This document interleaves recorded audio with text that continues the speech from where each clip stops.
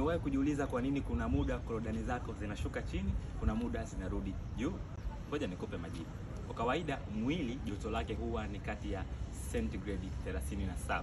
Sasa korodani zako inabidi ziwe na sentigredi 34 au 33, kitu ambacho badiliko lolote la joto katika eneo hili huenda kuharibu uwezekano au ubora wa mbegu hizi. Kwanza kwa kubadilisha muundo, yani morphology, kwa kubadilisha uwezo wa kutembea, yani motility, kwa kubadilisha idadi au kupunguza kiwango cha sperm ambapo tunasema low sperm count, au mara nyingine kuleta athari za ugumba. Hizi zote ni changamoto ambazo unaweza kuzipata kukaa kwenye mazingira ya joto kwa muda mrefu. Sasa iko hivi, mwili huo unatengeneza mekanizmu ya kuzifuta juu ikiwa utasikia baridi, kwa sababu gain joto moja kwa moja kutoka kwenye mwili wako.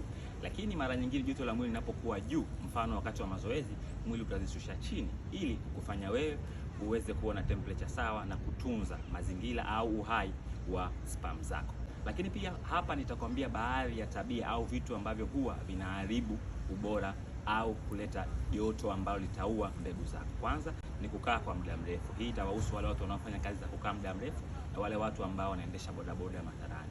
Lakini kukaa kwenye mazingira ya joto kwa sababu zisizoelezeka, mfano unakaa sana jikoni au kwenye mazingira yote ya joto na shughuli kama sauna au zile ambazo wenyewe wanaita spa.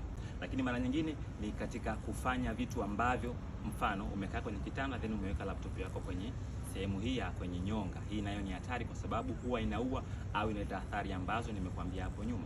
Lakini kitu kingine ambacho unaweza kufanya na kuharibu ni kwenye kuvaa boxer ambazo zinabana sana na kuvuta juu korodani. Mathalani unaweza kawa ni miongoni mwa watu ambao umejiexpose kwenye changamoto hizi, lakini mwisho wa siku lazima utunze afya yako, kwa sababu usipojitunza tutakusaidia kutunza kwa gharama ambazo zitakuumiza. Kumbuka hii ni Swahili Medics.